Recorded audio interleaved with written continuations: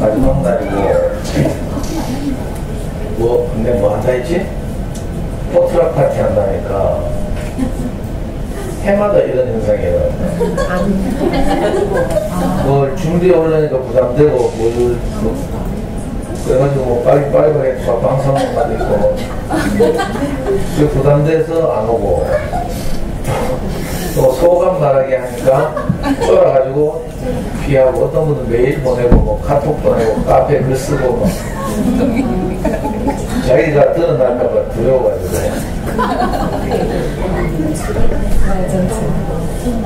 그래서 원래 마지막 강의에 오시는 분들이 오리지널이에요.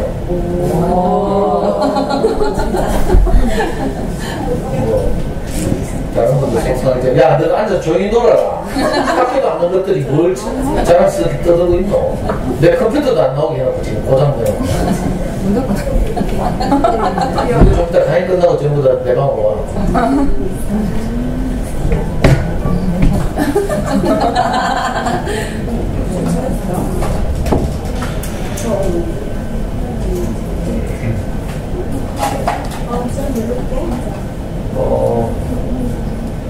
많은 분들이 이제 금요일날 찾아오시는데,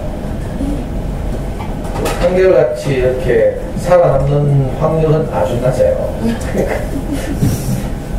저는 뭐 이거 하루 이틀 한 게 아니라서 기대도 안 해. 정도 안 줘. 정주면 나중에 돈이 많으니까. 이 중에 이제 누가 살아남는지 저도 몰라요.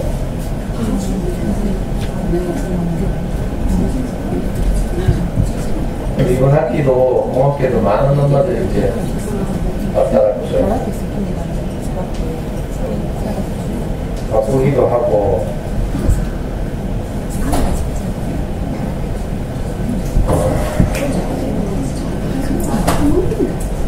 그래서 내가 이제 대한민국 수민만 같이 수민만 이제 배웠다. 그 옆에는 쏟아세번호 이제 배웠어.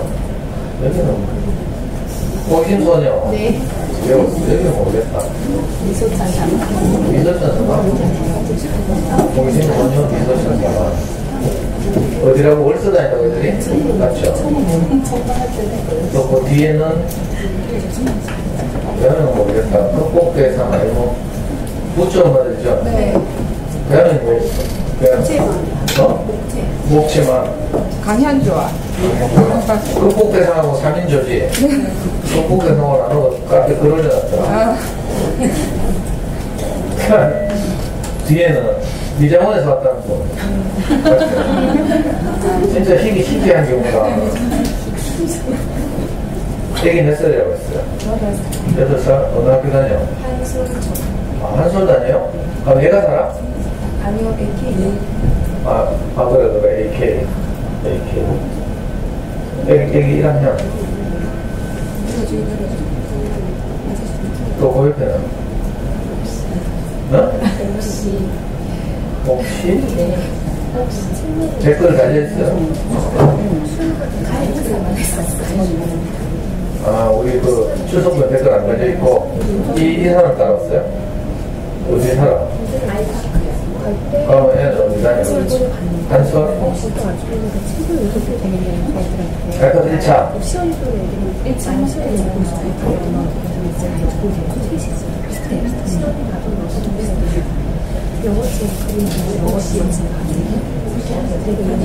또 누구 있지?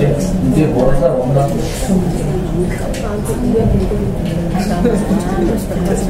이제 모르는 사람 없지?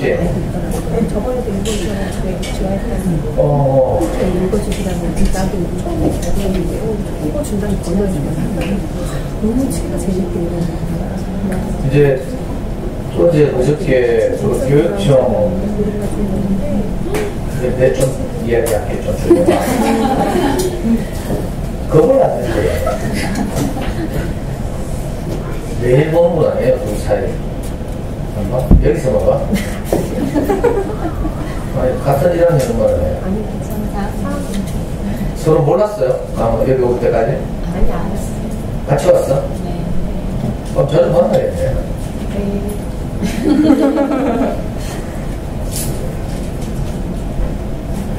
이제 여러분들 잘 못 볼지도 모르나 교육청에서 아래 그 학부 명령강화 센터 장님한테서 문자가 왔는데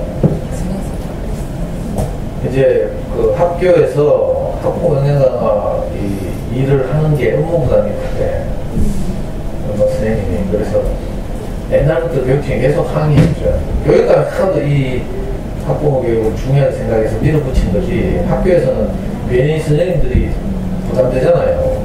준비하고 뭐 강사 섭외하고 연락하고 뭐 안내하고 이거 복잡하거든. 코드 임명하고 뭐 그래가지고 갑자기 문자가 왔는데 이제 교육감 바뀌었잖아. 그래서 이게 확 줄었는데 그래 벌써 이제 7월달부터 7월 21일부터 한 학교에서 이제 6회만 하면 됐어요. 지금은 최소 15회 줘요. 5학년, 저학년 10회씩인데 공통으로 같이 할 수 있는 통합이 5번 해서 15회를 해야 되거든요. 근데 2학기부터 당장 6회를 줄어들어. 그리고 이제 나머지 프로그램도 다 자율로, 주제라든지 섭외라든지 이것도 다 자율로. 그렇게 해서 2학기 예정되어 있던 강의가 취소될지도 몰라요. 제가 2학기 지금 한솔하고 용천재 우리 동네 엄마들을 만나러 간다고 좋아하고 있는데 잘못하면 취소될 수도 있어요. 그리고 내년에는 이런 제도 없어질지 몰라요. 교육감 바뀌고 이러니까 정책 지금 이 학부모 교육은 이제 그 우동기 교육감이 연임하면서 이제 강력하게 추진했던 정책이거든요. 그래서 제가 이제 일선 학교에 가는 게 물론 그전에도 많이 가는데 그전에는 이제 교육청에 제안을 하다가 제가 중학교 이런 데 많이 갔어요. 소문 듣고 부르면 가고 이랬는데 이제는 이 공식적인 학부모 영양강화 교육 초등 저학년에 가는 것이 이제 뭔가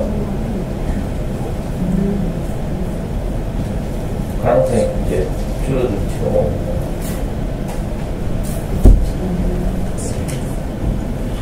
그래서 이 금요일 어머니들 만나 뵙는 것이 훨씬 더 우리 하나는 뭐라 해야 되나 중요해지지도 못하.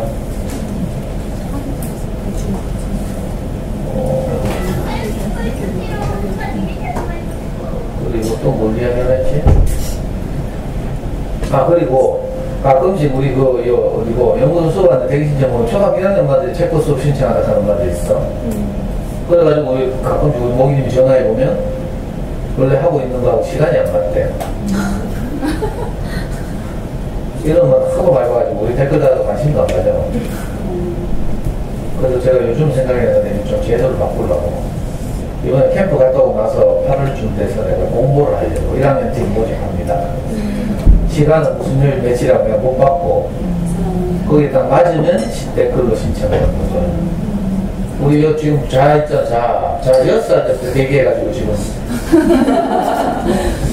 벌써 2학년 됐죠 2학년 우리 연구소 막내들 지금 체코팀이 2학년 두 팀 있는데 1학년은 없어.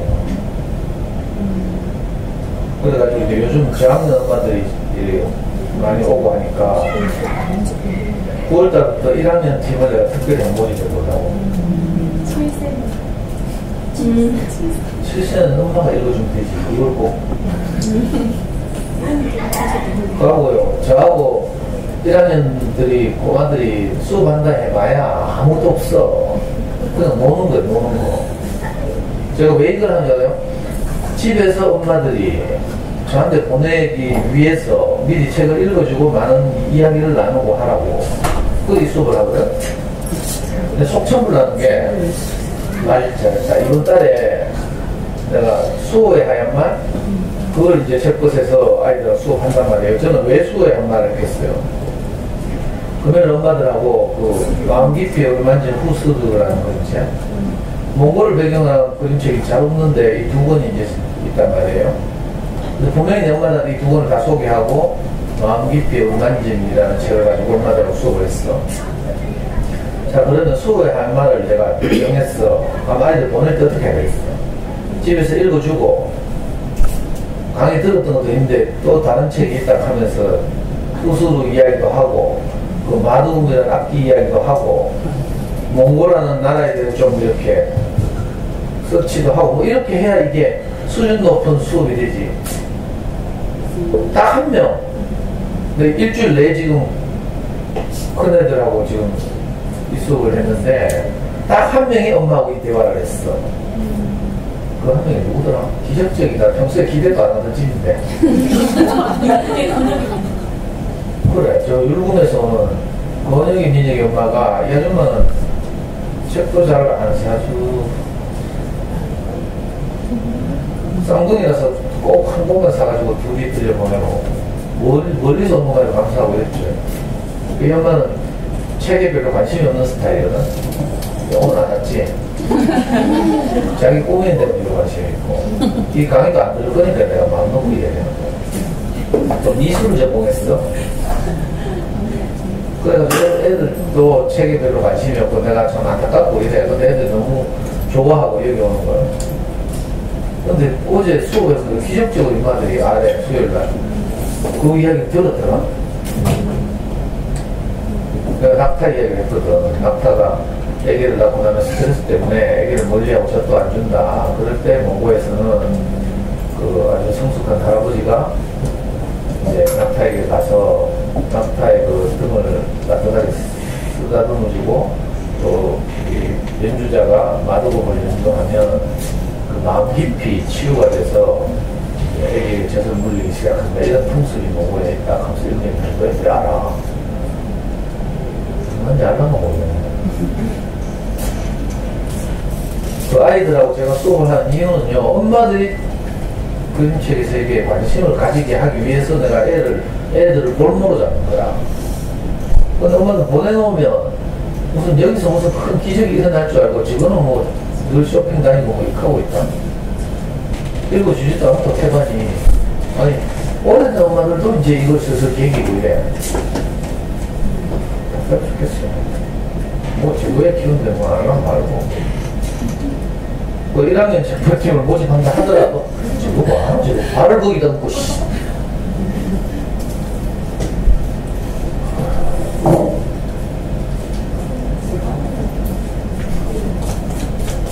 애들 좀 잘시켜야 네? 조금 애들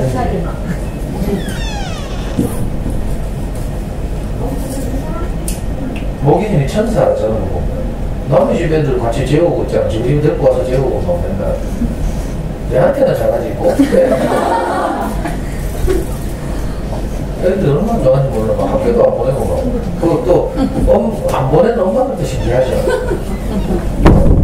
옛날에 뭐 보통 학교 안 가고 뭘 떨고 막 뭐 3살 버릇 뭐 8까지 가고 뭐 소도둑이 반응도둑 된다는데 뭐 지금 학교 안 가자 한다고 안 보내면 나중에 습관되는 거 아니에요 하고 전부 이런 식이죠.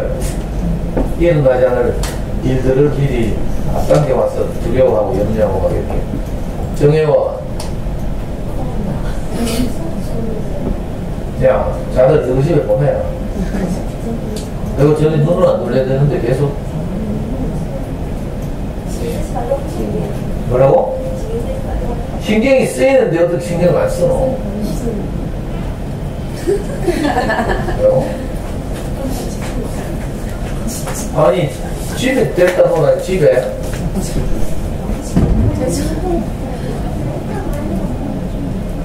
저것들이 전부 조증 걸려가지고 우리 연구소는 자동으로 그렇거든. 애들 정말 자존감 낮은 애들도 여기서 한 6개월만 지내면 자존감 만땅이 돼. 너무 좋아하지 말이지. 그리고 또 뭘 전해야 되지? 이제 학기 그래 오늘 마지막 날이 벌써 쓰고 제가 세어보니까 오늘이 20번째 강의예요. 1학기는 좀 길어서. 또 우리 여러분들을 20번이나 이렇게 만나서 행복한 이야기를 나누게 된다고 생각하니까 너무 감사한 일이죠. 20번이나. 물론 여기 20번 나온 사람은 없겠지. 비용님 1명. 비용님한테는 뭐 좀 캠프 비용을 깎아주든지 무슨 내잖아. 사실 뭐 지가 좋아서 오는 건데. 안 빠질수록 자기한테 복이 돼요. 아닌가? 그래도 연애 이야기하면 안 되지. 예원이 아니고 은질이거든요. 왜 어머니 가만히 예원이.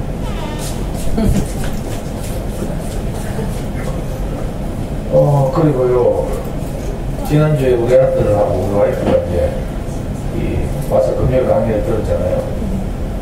그러니까 금요일 강의가 제게도 너무 소중한 강의예요. 뭐 안 와도 제가 소중하지만, 안 와도 이제 우리 와이프는 늘 이렇게 듣고 자기에 대해서 어떻게 감당하는가 늘 감시하고 있고, 우리 아들도 자기가 가난해지면 늘 듣거든요. 그 강의 끝나고 이제 여러분들 가고 나서 여기서 우리 초딩 꼬마들하고 하는 게임을 우리 세 가족이 했거든. 이 세계 지도 퍼즐 맞추기. 이건 완전히 영재교육이지, 영재교육. 우리 초등 1학년도 이거 한다니까. 나중에 때 봐요. 중학생쯤 되면 사회에 대해서 뭐 한국 세계 지리나 한국 지리인데도 도전이 하나도 없어요. 이 퍼즐을 우리 연구소 문 열자 말자 제 강의를 듣던 월서중학교 사회 선생님이 기증을 했어요. 2세트를, 이거 비싼 거야. 이 와이드맵이라고. 우리 웬만한 우리 연구소 꼬마들 다 집에 다 사놨죠. 이 와이드맵에서 마케팅을 잘해가지고 3명이서 5분 내에 이걸 완성하고 동영상을 촬영해서 유튜브에 올리면 10만원 줘서 한 겁니다. 이 세계지도 퍼즐 하나가 뭐 4, 5만원밖에 안 하는데 세 가족이 하면 도전해봐. 우리 세 식구 해가지고 17분 걸렸잖아. 물론 1,000만원 거죠, 1,000만원. 이제 연습 계속하면 5분 안에 줄 수 있어. 저는 우리 초등, 지금 중학생 모심하더라고 해가지고 옛날에 7분까지 한 적이 있는데, 우리 세 식구는 처음 해가지고, 우리 와이프가 지리 선생님이거든? 그건 개코도 못해. 집중력이 없으니까. 여기 봐, 여기 서 있잖아요. 앞에 우리 지리 선생님 믿었다가, 처음에가 17분, 두 번째가 14분. 그래, 우리 아들 열받아가지고 있잖아. 엄마는 왜 가만히 있노?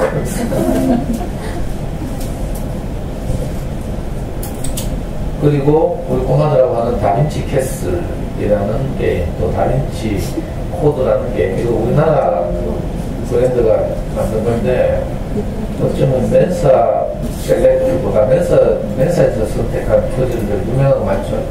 그런 것들보다 훨씬 힘든 작품이죠. 우리 애도 굉장히 재밌어하더라고. 우리 여기서 근데 다빈치 코드를 해가지고 다빈치 코드는 고학년 이상이라 해가지고 논리 게임이야, 논리 게임. 두 판 했는데 두 판 다 누가 우승한지 알아? 그걸 우리 와이프가 우승했어. 왜 그런가 하면 너무 지리죠. 우리 아들이 자꾸 나를 공격해 나를 죽이고, 그 다음에 지가 엄마를 공격하다 틀려가지고 공격하고 맞추다 틀리면 자동으로 죽거든. 우리 와이프는 아무것도 안 해보고 그냥 아들이 자살하는 바람에 북한이면. 근데 우리 아들 너무 재밌어. 그러니까 지금 우리 초딩들 오면 자꾸 책도 수업 하는 척 하면서 사실은 이런 거 하고 오거든. 영재교육하고 영재교육. 처음 오는 애들 어떤 때는요, 여기 있는 그림책 다 들고 들어가지고 책을 전날까지 닦게 쌓게 책판 쌓기. 이런 거 하고 저하는 고마들 얼마나 좋아하는지 몰라. 그리고 집에 가서도 막 해보는 거지. 어떤 일을 할지, 어떤 수업을 할지 나도 모르거든요. 근데 엄마는 또 뭐 커리큘럼이 어떤데 계속 치잖아. 맨날 그런 거 배워가지고. 서울의 본사에서 뭐 커리큘럼 만들어가지고 내려보내고, 교재를 풀고, 뭐 답글 달고, 뭐 이런 거에만 익숙해져가지고. 저는 지금 하는 게 우리 애하고 어릴 때 놀던 그 그대로 하는 거야. 다는 못하지만. 문제는 우리 연구소 애들이 너무 좋아한다. 애들 수학 시간에도 이거 하지. 이런 거 다빈치 캐슬 하자.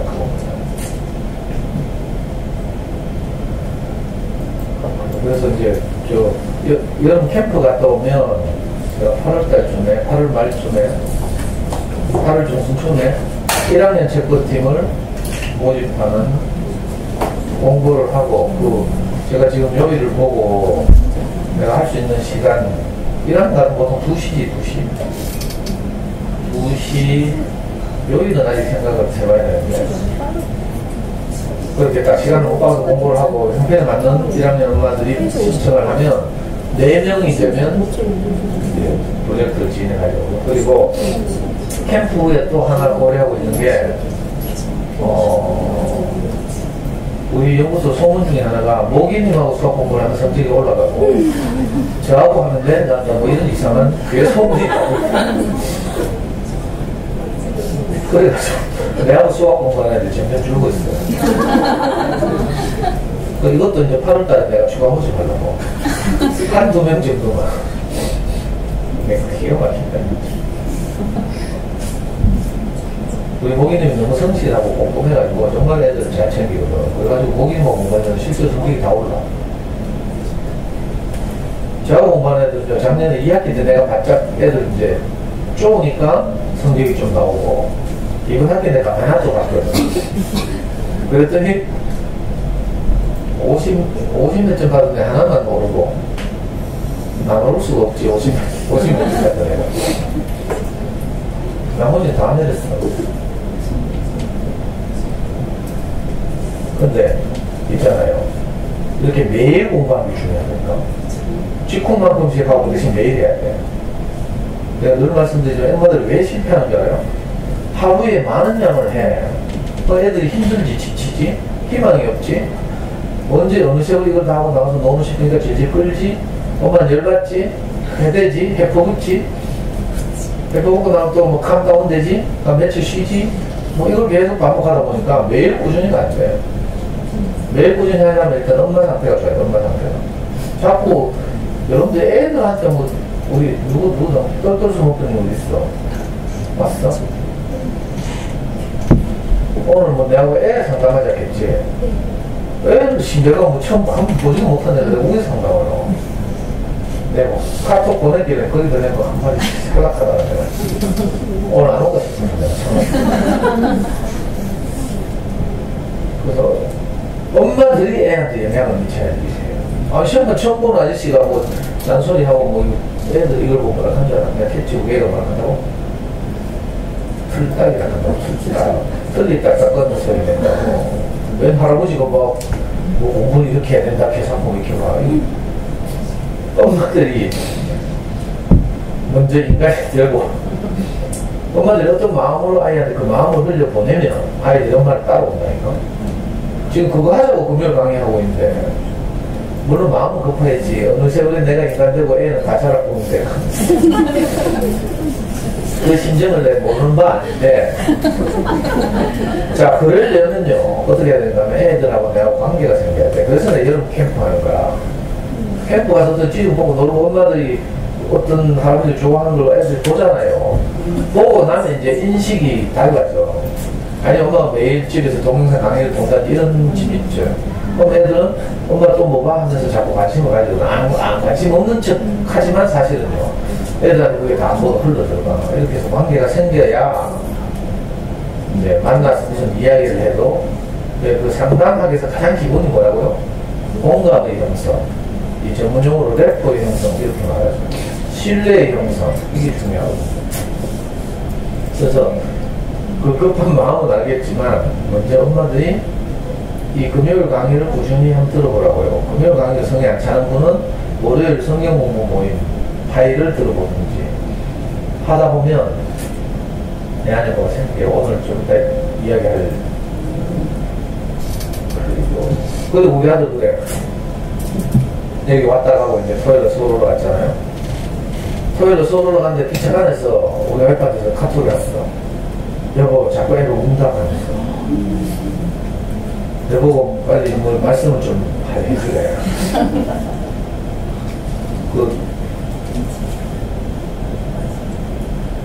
그래가지고 내가 놀래가지고 우리 애가 엄마한테 손수건을 빌려서 계속 눈물을 닦았단 말이야.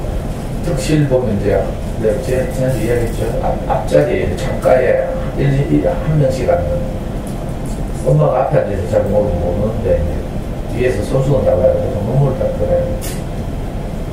그래가지고 내가 놀래가지고 또 막 전화했잖아요.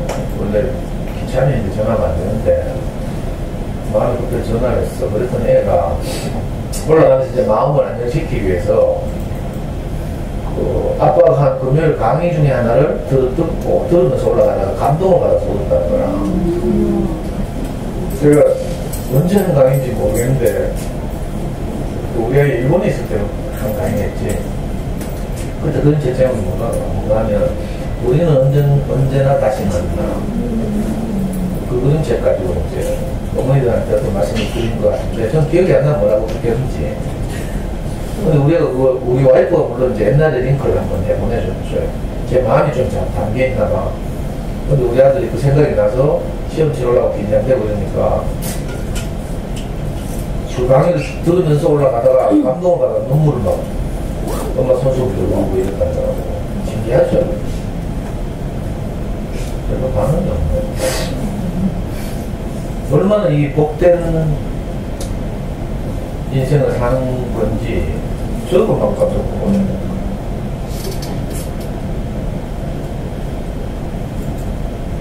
그래가지고 시험을 치고 와서는 멘붕이 와가지고 얘가 누가? 맞아요. 저는 시험 치고하는데 너무 어려웠다고. 특히 언어가 어려웠대. 제가 학교 가니까 가끔 이 성적표를 보여드리고 그랬는데 작년부터는 이제 언어 이해와 논리 추론 두 과목을 치거든요. 로스쿨 유니센에서. 근데 이제 각각 35문제씩 치다가 이제 추리 논증을 강화하기 위해서 언어 30문제, 추리 논증 40문제 이렇게 두 과목을 치거든요. 그 언어가 너무 어려웠대. 그래서 막 갑자기 멘붕이 와가지고요.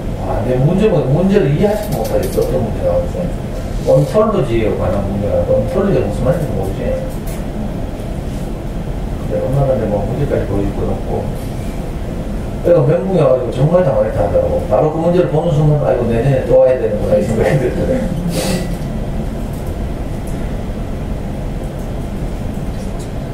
근데 다행히 이제 그 멘탈을 잘 추스려서 이제 끝까지 시험을 쳤다 해요. 그래서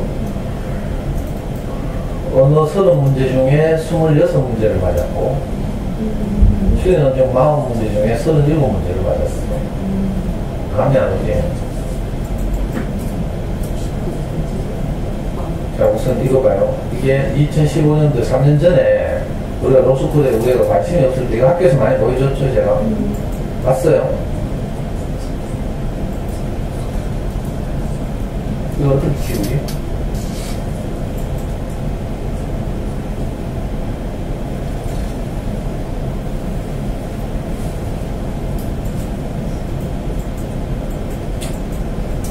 이게 3년 전에 우리가 3학년 때 친 시험이에요. 졸업하기 전에.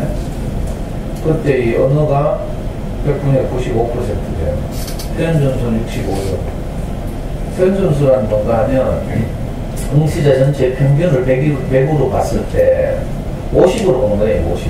50으로 봤을 때 이 응시자가 평균으로부터 얼마나 멀리 떨어져 있는가, 이걸 나타내는 점수를 보통 거칠게 표준 점수 이렇게 보고요. 뭔지 알아? 초등 때 이런 거 없잖아요. 그냥 기본고사 다 100점이면 다 100점이지. 근데 문제가 굉장히 쉬워서 평균이 95점인 시험이야. 무슨 말이야? 그렇다면 이 100점으로 가치가 확 떨어지죠. 그래서 평균 95점인 아이를 100으로 봤을 때 100점 받은 아이는 105점 이렇게밖에 안 되는 거야. 근데 평균이 70점인 시험에서 100점을 받았다. 이러면 어떻게 돼요? 굉장히 의미 있죠. 그러면 그 70점인 아이를 100으로 봤을 때 100점을 받은 아이는 한 140점, 150점. 이게 표준 점수가 뜻이에요. 근데 원점수는 의미가 없지. 난이도에 따라서 전체 집단의 평균에 따라서 다르니까. 그래서 이거 3학년 때 언어 이해로 보면 100분이 95%, 표준 점수 65%. 추리 논점은 표준 점수 70점, 100분이 1.8%입니다. 이게 전국에서 몇 등 했다고요? 제가 추산해 보니까 한 120등에서 150등 사이 정도 있거든요. 자, 이거 맞고 이제 우리는 취직해서 일본에 나갔다고 이제 3년이 지났어. 우리말 제일 할게요, 안 할게요? 일본에 가서 살았는데, 일본 회사 직장 생활이 있어. 우리말 제일 거의 못했겠죠. 그냥 뭐 서핑하고 이런 건 했겠지. 근데 이번에 다시 시험을 쳤잖아. 그리고 우리 아들이 엄마한테 강의하라고 자꾸 시험을 치고 있던가.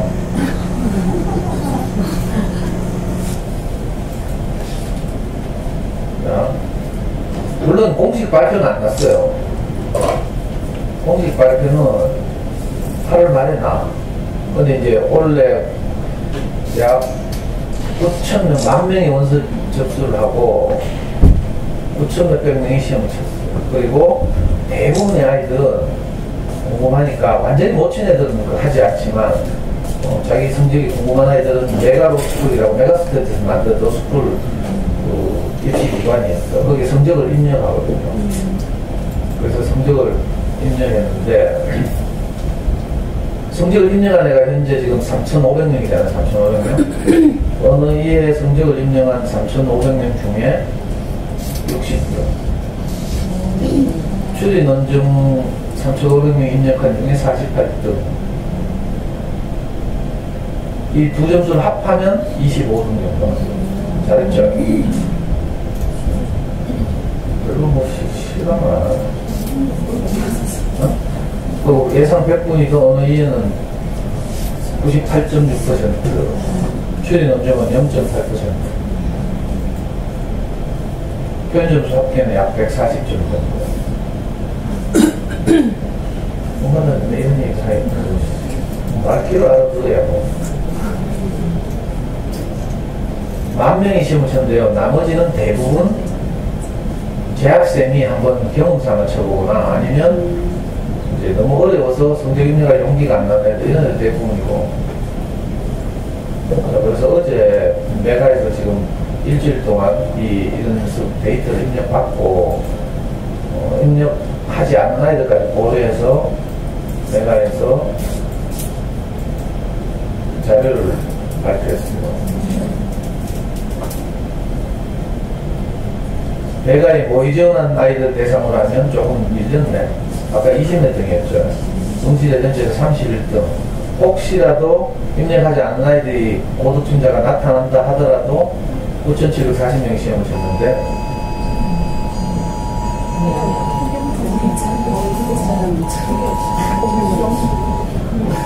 통영특도. 그러니까 응시자 전체에서 64등. 잘했죠. 우리 애가 소름 끼치더라고요. 집어쳐놓고. 그리고 이걸 즐기고 이래야 되는데 지금 뭐 점심 약속 있다고 일본에 갔어.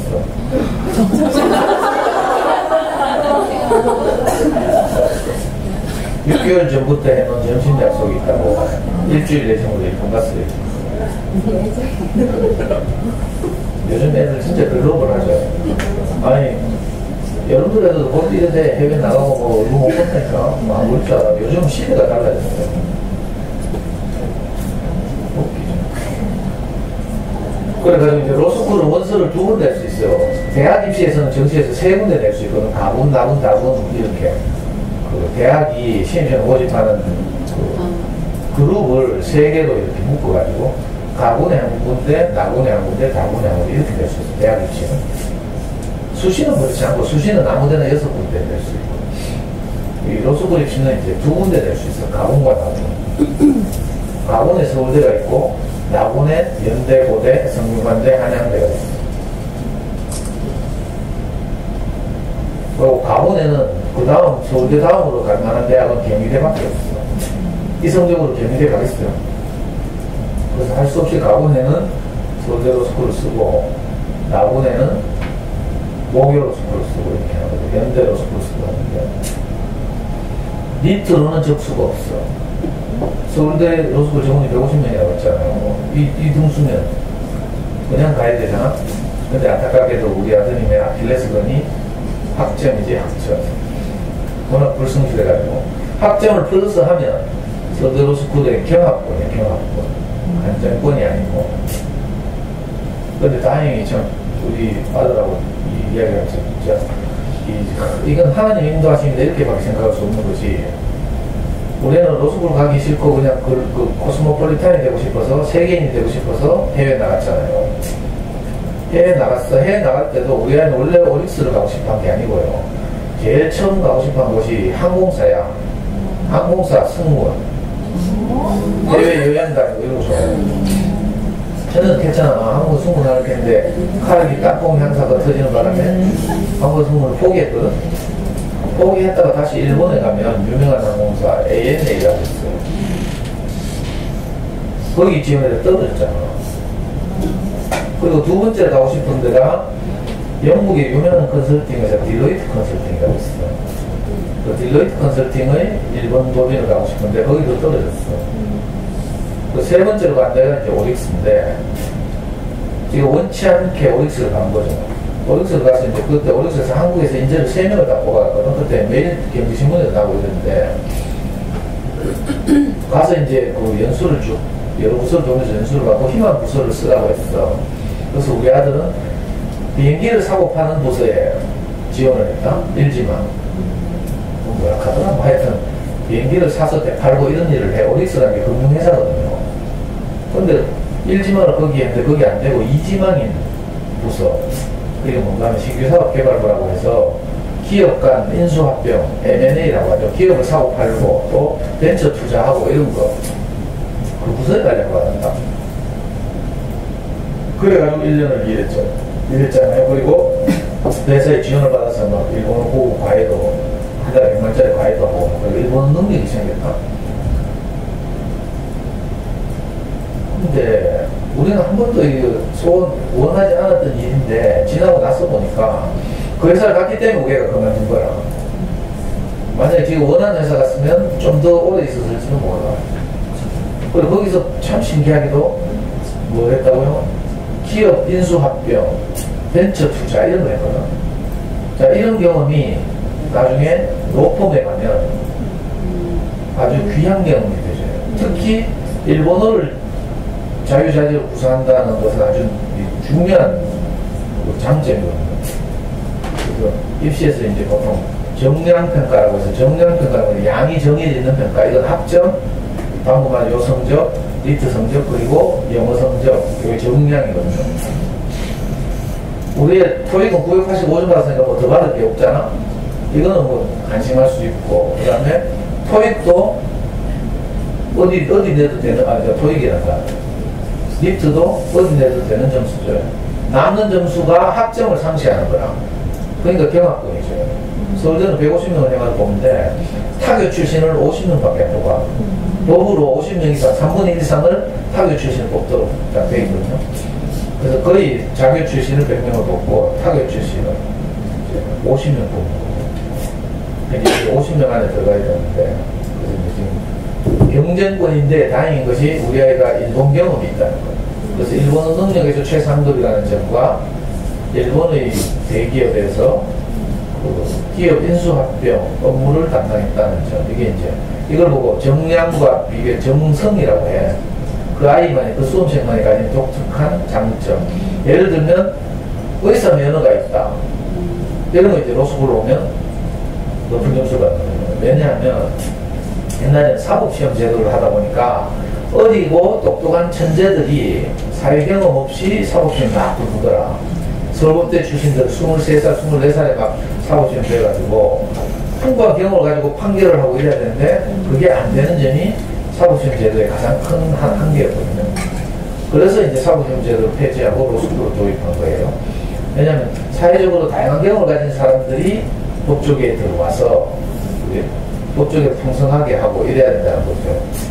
그래서 로스쿨들의 소원도 뭔가 하면 자기들이 뽑은 학생들의 인적 구성이 다양화되는 것, 다양성을 가지는 게 아주 중요한 거죠. 근데 지금도 해보면 서울법대, 서울대 로스쿨 들어가는 아이들 보면 주로 가장 많은 나이가 23세에서 25세. 정말 사회적 경험은 하나도 없고 학부를 졸업하고 학생 관리를 잘하고 시험을 잘 쳐서 들어오는 천재들, 이런 아이들밖에 없고. 그래서 이렇게 다양한 경험을 가진 사람들이 아주 높이 평가를 받는 거죠. 근데 잘 없어, 이게 현실적으로. 사회적 경험이 풍부한 40대 아저씨들도 원서를 내는데 문제는 이런 분들은 성적이 안 나와. 무슨 말인지 알아? 그만하자. 그만하고 알아듣지 못한 얘기를 하고. 저는요,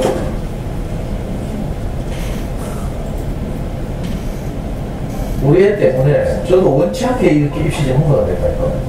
대학 들어갔대요. 뭐 혹시 여러분들 아이들 공부 잘하면 내한테 데리고 와. 저는 다른 건 몰라. 최상위권 입시 전문가예요.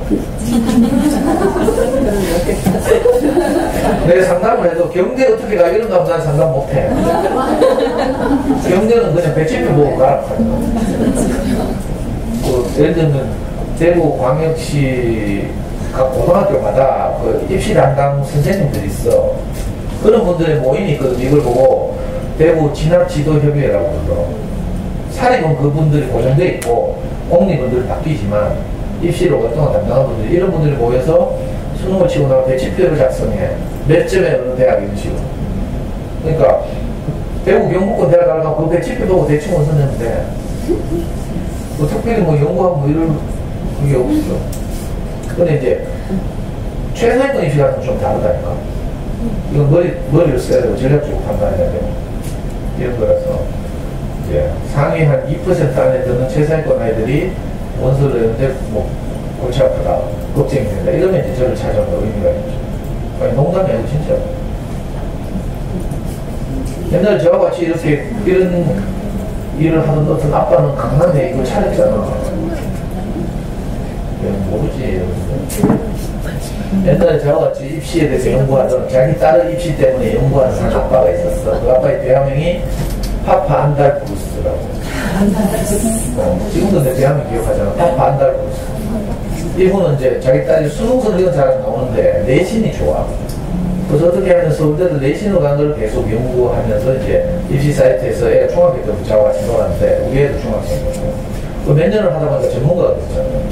자기 딸은 결국 공주교대 갔어. 공주 사대인가? 교원대학교. 초등학교 교사를 양성하는 그 충청도 가면 교원대학교 운영했죠. 거기 갔는데 이분은 이제 그 경험 때문에 입시에 대해 두려워하는 많은 엄마들에게 좋은다고 이러다가 엄마들이 돈을 모아가지고 강남에서 사무실을 열었다. 그 이분이 그 특히 서울대 수시 모집 전문가가 됐잖아요. 그래가지고 모든 엄마들이 이분한테 상담하다고 내가 연구가 안 났어. 이분이 추천하는 과들이 대폭발해가지고 다른 데서 델레들이 떨어지고 막 이런 연구가 나오고 하여튼 결론 우리에 잘 쳤다. 그래서 물론 입시는 뭐 결정난 게 아니라서 장담할 수는 없지만 충분히 해볼만 하다. 그래서 우리 애도 또 걱정하더라고. 아빠 내가 혹시 그 화이트로 지우고 마킹을 했는데 그거 어떻게 되지? 하면서 잘 치고 나니까 이제 이런 걱정이 드는 거야. 어떤 애들 말 한전에 내가 밀려서 쓸까봐 발표 때마다 저랬다 하면서 수험 시험도 심리가 그래서 내가 바로 우리한테 안 받았어요. 내일 일을 걱정하지 말고 오늘 충분히 즐기라. 그러니까 맞네 하면서 전율이 있어서 잠이 안 온다 하고 우리 너무 좋아가지고요. 지금 계속 걱정하고 스트레스 받고 그랬잖아. 아이고 우리 참 자식 보는 일이 초딩 기말고사 치는 거는 똑같다니까. 뭐 다른 거 같죠? 뭐 로스쿨하고 굉장히 더 정한 것 같지? 아니야 똑같아. 그걸로는 늘 이렇게 불안하고 조절하고 또 좀 있으면 떨어지겠지? 떨어지고 나면 또 나는 울면서 또 뭐라 강의하겠지? 전에 한번 제 강의 오랫동안 들으신 분들 알겠죠? 우리 서울대 떨어지고 나서 있었던 일들 강의자 찾아봐. 희한하게 저는 하나님이 나를 막으신다 이런 생각이 들더라니까. 제가 공부에 너무 아쉬워서 한대쳐서 어릴 때부터 우리 아이는 서울대 가라고 내가 계속 편애시키고 그게 장기적으로 내가 승부를 건 게 책을 읽힌 거라. 그냥 한 게 아니고요. 여러분들 제 말 대충 듣는데 저는 딱 계산을 했잖아. 우리 집 형편과 뭐 조건, 엄마 아빠의 학벌 여러 가지로 봐서 장기적으로 우리 아이가 제대로 승부할 수 있는 길은 우리는 돈으로 때울 수 없는 집안 형편이고 지방에 살고 입시정보 제한도 있고 그래서 난 승부를 했다니까 어릴 때. 그래서 사교육 안 시키고 직접 한 거야. 근데 내가 그렇게 우리 어릴 때부터 세뇌시켜서 심지어는 대통령 선거 때 우리가 관심이 있길래 대통령 후보자들의 학력을 내가 다 연구조사해서 우리한테 브리핑을 했다니까. 자, 이해찬 어디 나왔지? 그러니까 우리 서울대. 유명한 내노라 하는 그 대통령 후보들의 학벌을 보니까 다 서울대라. 국회의원, 내노라 하는 국회의원들 중에 가장 비중이 높은 게 어디예요? 법대 출신이죠. 법률가들이 가장 많고, 법률가들 중에서도 서울법대 출신들이 제일 많을 거 아니에요. 대통령 후보들 내 학벌을 다 보여줬다니까, 그때. 대통령 후보 누구였지? 김근태, 지금 돌아가셨지만, 야당에서 민주화운동하던 김근태는 서울대 경제학과 나왔어. 정동영이 그때 아나운서 하다가, 앵커 하다가 갑자기 떠가지고 대통령 후보가 됐죠. 정동영이 어디 나왔지? 서울대 동양사학과 나왔나? 또 누구 있어? 그 당시 대통령 후보. 이인재, 서울법대 나왔죠. 이인재 대세롭게가 야당에서는 이인재였거든. 그 당시 여당에서는 이해창이었고, 이인재도 서울법대 나왔어. 뭐 하여튼 이런 식으로. 내가 애한테 참 정말 속물적이죠. 그걸 하면서 니도 근데 어디 가야 되겠나 이렇게 묻는다니까. 그럼 우리가 뭐라고 대답하겠어요. 그랬는데 아니 정부가 서울법대를 없애본다. 로스쿨 제도를 도입하면서 전국에 있는 명문대학의 법대를 다 없앴죠. 이거 알아? 그래서 경북대 법대 없어졌잖아. 영남대 법대도 없어졌죠. 로스쿨을 인가받은 학교의 법대는 학부를 다 없앤 거라. 로스쿨 인가 안 받은, 좀 죄송한 말이지만, 그 알기 쉽게 따라지 법대는 그대로 점수가, 예를 들면 포항에 가면 한동대 있죠. 한동대 법 받고 있잖아. 이런 식으로. 법대, 서울법대 정원이 몇 명인지 알아요? 205명이라니까. 근데 205명이 공중분해 됐어. 서울대 갈 확률이 확 낮아졌죠. 그래가지고 다음 이제 딱 어떤 게 지금 쳐다본다고 하는 게 이제 서울대 경영학과. 서울대 경영학과 정원이 140명인가 이래? 수시로 다 뽑고 나면 정시는 52명 뽑는다고 했죠. 52명을 뽑는데 우리의 수능이 몇 등이라고? 200 몇 등이라고 했어. 그러니까 수능을 전국에서 200 몇 등 받고도 기뻐하지 못한다니까.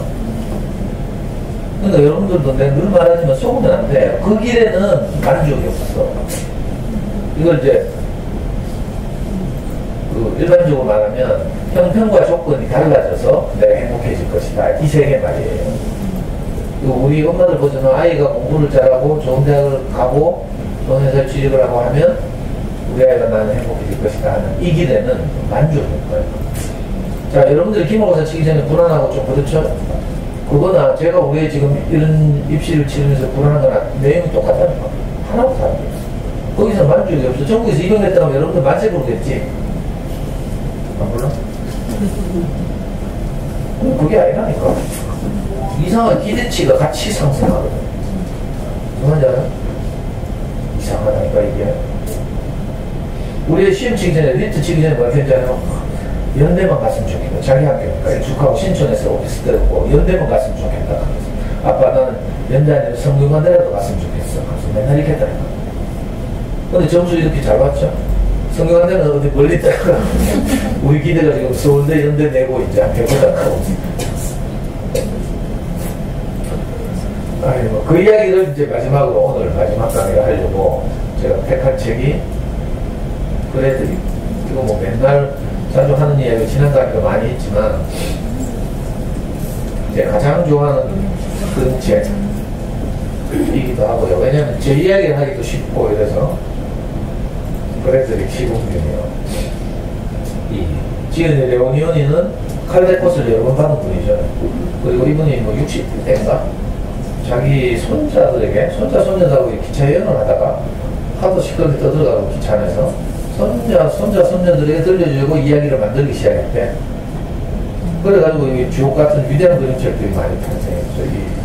이 유태인 출신이고 그래가지고 이분의 모든 그림책은 물론 제가 그렇게 해석한 거지만 그 성경이 우리에게 하려고 하는 메시지를 아주 성경적이지 않게 잘 녹여놓은 진짜. 아니 너는 특별하다 보면 좀 노골적이잖아. 엘리라는 목수 아저씨 이건 신을 엘이라고 하거든 옛날에. 엘이라는 게 전능자 이런 뜻의 용어예요. 그래서 엘리라는 말은 목수 나무 사람들을 만든 목수 엘리 아저씨라고 하지만 사실은 알고 보면 그게 이제 창조주 하나님 뭐 이런 걸 이제 말하고 싶어서 작가도 목사고 웨스도 기독교 목사잖아요. 미국은 복음주의 목사인데. 그래서 기독교적 세계관이 너무 노골적으로 녹아있죠. 자, 그런가 하면 이 프레드릭 같은 책은, 그죠? 그건 너무 잘 이렇게, 유태인들 어떻게 하고, 유태인들은 굉장히 원칙적이고 보수적이거든요. 구약 성경에서 잘 벗어나지 못하고 이런 분들인데, 거기서 예수를 십자가에 못 박은 사람들 있잖아요. 지금도 유태인들은 예수를 인정하지 않죠.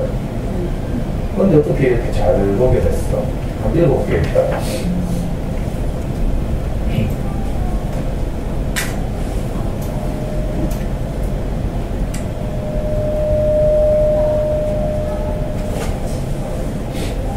소들이 불을 뜯고 말들이 뛰노는 불밭이 있었습니다.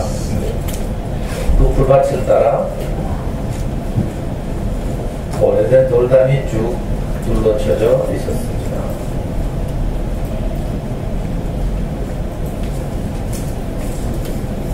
그림도 직접 그렸네, 재홍님이가.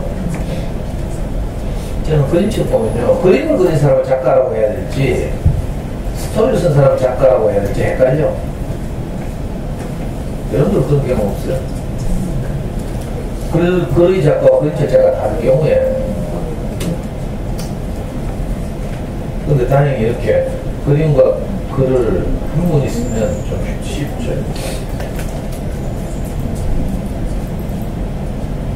다시. 소들이 불을 뜯고 말들이 뛰어오는 줄밭이 있었습니다. 그 불밭을 따라 오래된 돌담이 쭉 둘러쳐져 있었습니다. 덕관과 복관에서 가까운 이 돌담에는 수가정이 들쥐 가족의 보금자리가 있었습니다. 농부들이 이사를 가자 덕관은 버려지고 복관은 텅 비었습니다. 겨울이 다가오자 작은 들쥐들은 옥수수와 나무 열매와 밀과 짚을 모으기 시작했습니다. 들쥐들은 밤낮 없이 열심히 일했습니다. 단 한 마리 프레드릭만 빼고 말입니다. 프레드릭, 넌 왜 일을 안 하니? 들쥐들이 물었습니다. 나도 일하고 있어. 난 춥고 어두운 겨울날들을 위해 햇살을 모으는 중이야. 프레드릭이 대답했습니다. 어느 날 들쥐들은 공부만이 아니라 불밭을 내려다보는 프레드릭을 보았습니다. 들쥐들은 또다시 물었습니다. 프레드릭, 지금은 뭐해? 색깔을 모으고 있어. 겨울에는 온통 잿빛이잖아. 프레드릭이 짤막하게 대답했습니다. 한 번은 프레드릭이 조는 듯이 보였습니다. 프레드릭, 너 꿈꾸고 있지? 들쥐들이 나무라듯 이야기했습니다. 그러나 프레드릭은 아니야, 난 지금 이야기를 모으고 있어. 기나긴 겨울엔 얘기거리가 동일하잖아 했습니다. 겨울이 되었습니다. 첫눈이 내리자 작은 들쥐 5마리는 돌담 틈새로 난 구멍으로 들어갔습니다.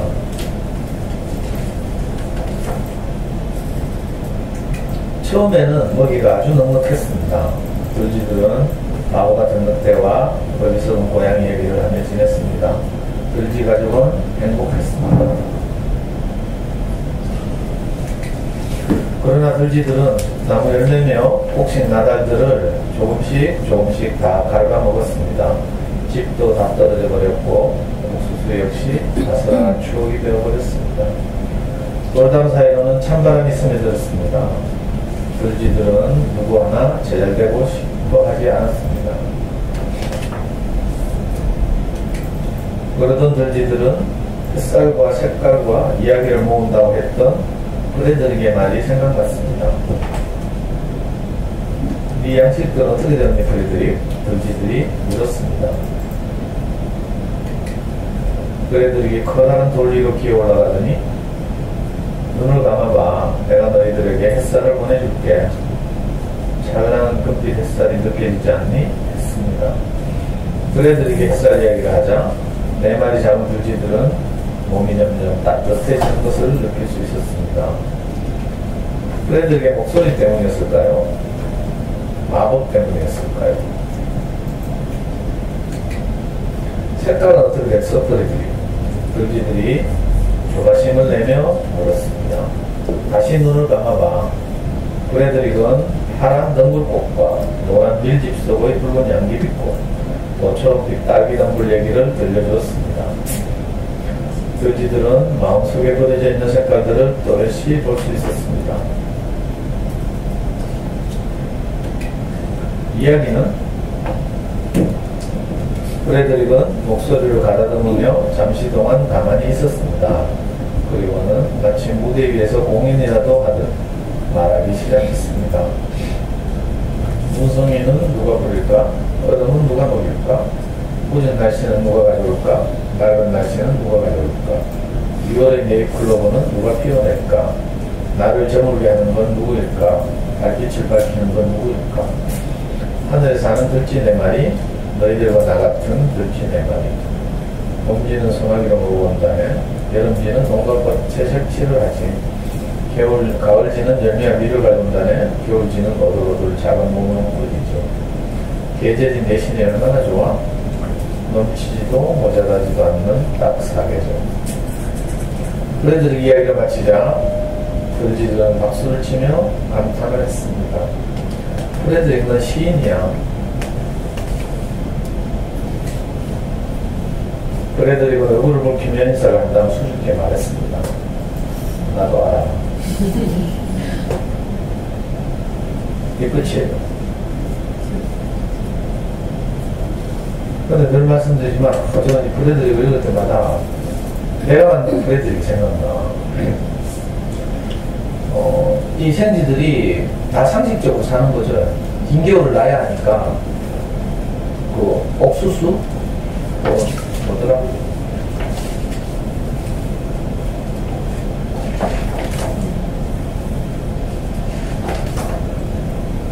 옥수수와 나무 열매랑 밀과 집 같은 것들, 이제 상식적으로 우리는 이런 것들이 있어야 긴 겨울을 난다고 생각하죠. 그리고 다 이렇게 살아요. 그런데 이제 우리 인생을 살아보면 알겠지만 이런 것만 가지고는 안 돼. 이런 것도 있어야지만 이런 것만 가지고는 안 되는 거죠. 참 이상하다니까. 근데 많은 사람들이 아직도 여기에 갇혀있죠. 이게 이제 제가 추상화시켜서 말하면 이 생쥐들에게는 나뭇잎과 나무 열매와 밀과 짚을 모으는 작업인데 우리로 말하면 돈이 좀 더 많고 아파트가 나아지고 좋은 차를 모르고 환경이 좋아지고 뭐 이런 거예요. 자, 이렇게만 하면 우리가 행복할 줄 알아요. 근데 이상하게 아니라니까. 여러분들도 살아보겠지만 형편은 웬만하지, 웬만큼 게으르지 않으면 형편은 점점 좋아지게 돼 있어. 저같이 게으른 사람도 형편이 좋아지는 걸 보면 저는 엉망으로 살았잖아요. 뭐 노름해서 망했죠. 뭐 하여튼 그런데도 하여튼 형편은 점점 나아지더라고. 근데 이상하게 이걸로는 긴 겨울을 날 수가 없어요. 인생은요, 내가 예기치 않은 겨울이 다가오나요? 이상한 일이죠. 우리 원치 않은 일들이 자꾸 생기잖아요. 여러분 안 그래요? 아직 일이 어린데도 생기잖아. 근데 좀 있어봐. 애들 더 큰 또 학교 문제 생기죠. 친구 사이에 뭐 따돌림 당하는 문제 생기죠. 뭐 학교 안 가겠다는 놈 나타나죠. 뭐 이상한 일이 자꾸 생긴다니까. 인생의 겨울은 우리가 생각했던 것보다 엄혹해요. 그래서 옥수수와 나무 열매와 뭐 밀과 집단 같은 걸로는 견디기 어려워요. 근데 전부 이것만 추구하고 살아. 그러다 보면 또 열등감도 생기죠.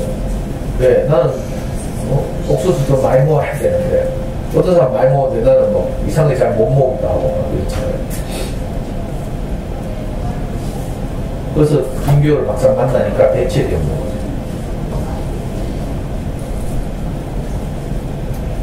그런데 이 생쥐들에게는 다행히 이웃에 프레드릭이라는 희한한 생쥐가 살았어. 물론 여기 묘사는 프레드릭은 아무것도 안 하고 뭐 이상한 것만 모은 것 같은데 보세요. 재밌는 이야기, 아름다운 색깔, 낯선 햇살 이런 걸 보죠. 참 이상하죠. 그런데 정말 우리가 어떤 자리에 가보면 절망적인 그래? 도저히 겨울을 견딜 수 없는 어떤 데 가보면 뭐가 생각나? 이게 있어야 된다. 따뜻한 햇살, 따뜻한 햇살, 아름다운 빛깔, 또 재밌는 이야기 이런 것들. 우리가 알고 있던 표면적인 것들 말고 뭔가 다른 게 필요한 거예요. 이게 나를 살게 하는 거죠. 또 우리 아이도 살게 하고 이런 거예요. 그래서 저는 제 스승을 만났는데 다른 사람들이 추구하는 그거 있잖아. 높아지고 유명해지고 위대해지고 이런 가치를 보통 추구하면서 산단 말이에요. 그게 우리 인생을 행복하게 할 거라고 생각하고 저도 그렇게 살아요. 저는 젊을 때 운동권에 있는 유명한 선배들을 바라보면서 그때 40대 트로이카라고 세 분이 있었어. 돌아가신 김근태라는 분, 그 다음에 또 이분도 돌아가셨는데 이부영이라는 선배, 또 한 사람이 약간 이상해졌는데 장기표라는 선배. 이 세 분이 그 한국 운동권의 40대 트로이카야. 40대 지도자. 이분들 유명했다니까. 이분도 잘 모르지. 원로 중에는 누가 있어? 원로 트로이카 세 분이 있었어. 문익환 목사님, 그 다음에 개원재 선생이라고 있었어. 그 김대중 대통령의 와이프가 이희호 여사잖아요. 이희호 여사의 첫 남편 개원재 선생이라고 있어. 우리나라 민주주의 운동에 아주 산 증인 같은 분이에요. 그리고 요 세 분 중에 제일 막내가 백기환 선생이라고. 지금도 백기환 선생이라고 살아있어. 통일문제연구소하고. 새내기란 말을 최초로 쓴 분이 백기환 선생이에요. 이분 우리말 연구를 많이 해가지고. 옛날에 좀 프레시맨 이렇게 했잖아요. 대학 처음 들어가면 신입생, 프레시맨 이렇게 했는데 이분이 새내기, 오리엔테이션을 세터, 이게 무슨 우리말을 막 말하는 이런 분인데, 이런 분들 존경하고 따르고, 이런 분들이 대구에 강연하러 오잖아요. 운동권 학생들 전부 몰려가고. 저는 이런 분들 강의 많이 들었거든요. 강연 들으면 뭐 가슴이 막 뜨거워지고 불이 지펴지고 이런다니까. 하루는 문익환 목사님이 대구 경영대학교에 강의를 와서 대명동 경영대학교 노천강 강의를 하는데 1987년이었어. 문익환 목사님 강의 2시간 동안 아무것도 안 하고 뭐 하는 줄 알아요? 민주주의를 위해서 싸우다 죽은 사람들의 이름만 부르는 거야. 2시간 동안. 제일 처음에 전태일을 싸요 하면서 있잖아. 근로기준법 때문에 분신한 전태일이 1960년대 죽었거든. 그리고 그 전태일의 죽음이 그 당시에 서울대에 다니던 많은 똑똑한 청년들에게 영향을 미쳐서 청년들이 학업을 포기하고 공장에 가고 이랬잖아. 그때 중퇴하고 공장에 가고 이런 사람들이 나중에 한국의 유명한 그 김근태라는 이런 사람들이 됐어. 정말 너무 수준 높은 데니까. 그냥 문익환 목사님 와가지고 죽은 사람들 이름만 부른다니까. 제일 먼저 전태일 열사요 하고, 그 다음에 김상진 열사요 하고. 김상진 열사는 누군가 하면 우리가 일본의 굴욕적인 강점기를 거쳤잖아요. 근데 누구야 저는 박정희가 군사를 일으켜서 정권을 잡은 다음에 일본하고 수교를 하는 거야. 일본하고 우리 원수인데, 그래가지고 온 나라가 막 들고 일어나가지고 막 한일 수교 반대 데모하고 했어. 그때 서울대 농대생 김상진 여사가 할복했잖아. 서울대 농대 목사님했어. 하여튼 이런 분들부터. 그 다음에 또 막 옛날에 80년대 초반에 주사파들이 양키 고홈 하면서 미국 대사관 전무하고 막 분신하고 이런 거 많았거든. 그런 거 하면서 죽은 사람들이 뭐 수십 명 되니까 그 이름만 부르는데 2시간 지나가네. 아무 내용도 없어. 그 이름만 부르는데 학생들이 막 흥분해가지고 있잖아요. 스크럼 짜고 그 계대 정문을 뚫고 정경들이 막 막고 이제 대마고 가두 진출하고 막 이랬죠. 저는 그 당시에는 이런 걸 위대해지고 높아지는 거, 정의로워지는 거, 이런 게 인생을 행복하게 해줘. 우리가 다 정도와 사회는 다르지만 다 이런 가치를 추구하면서 살았죠. 근데 이상하다? 해보면 거기는 만족이 없어. 형편과 사정이 나아지는데도 이상하게 형편 만족이 없어. 이걸 말해주는 게 구약성경이에요. 구약성경의 메시지는 뭔지 알아요? 구약시대의 이스라엘 사람들이 어떤 걸 복이라고 생각했는가 하면 후손이 많아지는 거. 왜냐면 시족사였으니까 쪽수 많아야 싸워서 이기는 거라. 그럼 부족이 되는 거죠. 무슨 말인지 알겠어요? 고대 사회가 이랬거든. 그러니까 이스라엘 사람들이 복은 뭐 있는가 하면요, 후손이 많아지는 거. 그 다음에 후손이 많으니까 먹을 것이 많아야 되잖아요. 그러니까 뭐 땅이 많아지는 거. 그리고 땅의 소산이 풍요로워지는 거. 이런 게 이스라엘 사람 축복이라고 생각해요. 그러려면 어떻게 돼? 위대한 왕이 나타나야 되죠. 그래서 이스라엘 사람들이 소원해서 막 하나님한테 쪼르고 빌고 해가지고 드디어 이스라엘은 위대한 왕이 나타났어. 다윗이라고. 다윗이 전쟁만 하면 이깁니다. 하나님 도와줍니다. 그리고 다윗 시대는 이스라엘의 전성기예요. 우리나라로 말하면 광개토대왕 같으시죠. 전쟁만 하면 이긴다 이거. 근데 이상하지. 그렇게 되면 이스라엘이 행복해질 줄 알았잖아요. 근데 문제는 다윗이 죽고 나니까 슬슬슬슬 쇠망하더니 나중에는 어떻게 돼? 강대국들의 식민지가 됐다. 그리고 포로로 다 잡혀가고 디아스포라라고 하죠. 점령지 그 국가가 점령한 나라의 주민들을 흩어버리는 거예요. 이걸 디아스포라라고 해요. 그런 거. 이스라엘이 이거 계속 반복했어요. 그래서 이건 아닌데 이렇게 좀 생각하면 여러분들도 애 키우다 보면 이건 아닌데 기말고사 칠 때 애 잡다가 보면 막 이런 생각 들죠. 이건 아닌데 그런 생각 안 들어요? 이상하게 이거 우리하고 똑같아. 이스라엘 사람들 우리나라 고민이 똑같아. 내용이 조금 다를 뿐이지 좀 국가적이냐 아니면 개인적인 차이지 본질은 같다니까. 그래서 이스라엘 사람들이 해서 이건 아닌데 그러면 다윗 같은 왕이 우리에게 다시 나타나면 그러면 다시 우리는 행복해질까 부유해질까 이렇게 생각한 거죠. 그래서 그 다윗 같은 왕이 나타나기를 계속 기다린 거야. 그게 뭐예요? 메시아 사상 때문에 다윗 같은 왕, 우리 민족을 이 민족의 압제로부터 구원해낼 위대한 왕, 이걸 기다린 사상을 메시아 사상이라고 해요. 메시아 사상. 예? 그 메시아를 수천 년 동안 기다렸잖아요. 이스라엘 사람들 계속 기다렸다. 그러다가 갈릴리 바닷가에 30살밖에 안 된 청년이 나타났어. 그리고 어떤 사람들이 그 사람들 좋아하고 따르기 시작했어. 그 어떤 사람들은 야 우리가 기다린 그 사람이 저 사람이 아닐까 이렇게 생각한다. 왜? 많은 사람들이 따르니까. 그 당시에 로마의 식민지였거든요. 그러니까 많은 사람들이 따르고 막 반란과 소요를 일으키고 민중봉기를 일으키고 이래야 되거든. 그때 이스라엘은 민중봉기를 많이 일으켰어요. 이렇게 로마에 제압당하고 이런 일이 많았거든. 예수도 그 중에 하나가 아닐까 이렇게 생각하더라. 그래가지고 많은 사람들이 따랐어요. 근데 따라다니다 보니까 그게 아니네. 아니 처음에는 뭐 수천 명 수만 명이 따라다니까 하잖아요. 그랬는데 나중에 고발당해가지고 가서 십자가에 죽잖아. 죽는 걸 보니까 너무 실망해가지고 다 떠나갔어. 예수를 정말 좋아했던 제자 12명조차도 떠나갔죠. 신기하죠. 근데 나중에 예수가 죽고 나서 40년이 흐른 후에 제자들에게 전혀 새로운 깨달음이 생긴 거야. 아, 우리가 그렇게 동고동락하면서 따라했던 저 사람이 바로 우리가 그 사람이었구나. 우리는 전에 총칼을 가진 위대한 왕을 기다리는데 그 다윗 같은 왕이 우리를 행복하게 한 것이 아니라 우리가 그냥 함께 따라다니고 밥 먹고 찌고 뽑고 울고 불고 했던 그죠? 그 사람에서 나온 어떤 마음이 우리를 정말 행복하게 했었구나. 이걸 뒤늦게 알게 된 거죠. 그래서 이 제자들만 예수를 보고 우리가 기다리던 그 사람이라고 보는 거야. 정말 마음이 가난했던 어떤 여자들이나 제자들. 그것도 수십 년이 흐른 후에. 그래서 이 사람을 바로 메시아라고 불렀다니까. 메시아라는 말의 그 당시에는 그리스 로마 문화가 지배했잖아요. 그래서 그리스 말로 번역하니까 메시아라는 말을 그리스도라고 번역하더라. 영어로 크라이스트, 한자로 기도. 무슨 말인지 알겠어요? 지금 기독교라는 말이 그 말이거든. 그리스도교라는 말이고, 이 그리스도라는 말이 무슨 말인가 하면 우리를 정말 복되게 하는 것이 바로 저 사람에게서 나온 어떤 마음이었구나.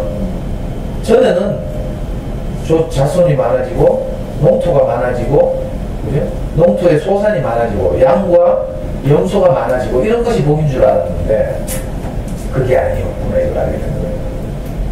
그래서 그 사람들이 그 무식한 어부들이 예수와의 만났던 경험들을 새로 쓰기 시작한 거예요. 그래서 이 성경 구약과 신약 완전히 달라요. 같은 성경이지 비슷한 것 같지 않냐? 자, 구약 성경의 핵심 메시지는 형편과 사정이 좋아지면 우리가 복될 것이다. 우리 나라가 힘이 세지고 위대한 왕이 나타나면 우리는 부강해질 것이다. 행복해질 것이다. 이거고요. 신약 성경의 핵심 메시지는 뭔지 그게 아니고 그건 줄 알았더니 그게 아니더라.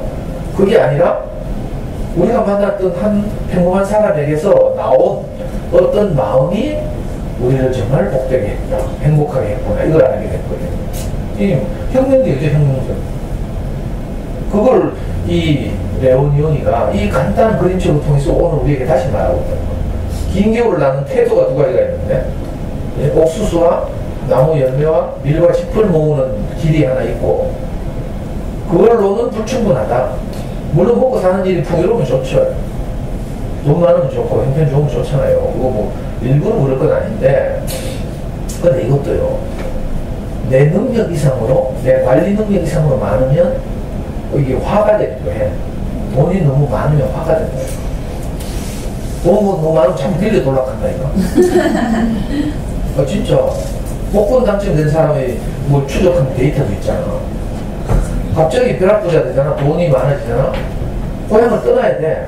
소문 나가지고요, 자꾸 사람들 찾아오고 막 상위궁경회 이런 데서 막 찾아오고 이런다니까. 기부 좀 해달라고 막 그래가지고요, 막 이민 간 사람도 있다니까. 복권 되고 나서. 꼭 복권의 예는 극단적이지만 우리 주변에서 많이 보죠.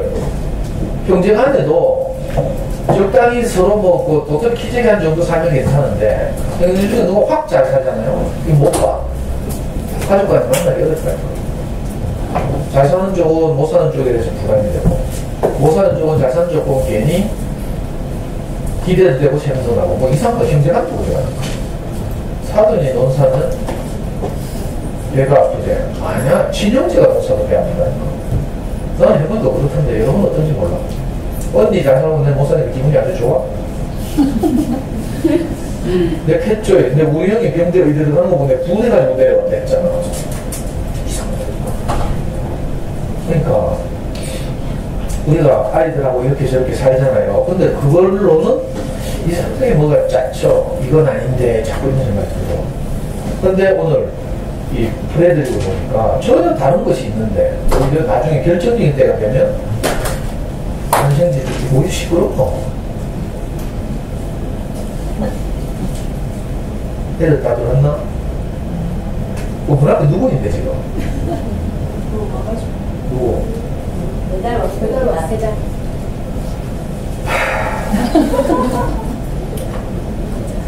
이 중요한 얘기가 지금 먹고 사는 게 중요한 게 아니라 하는데 지금 배달.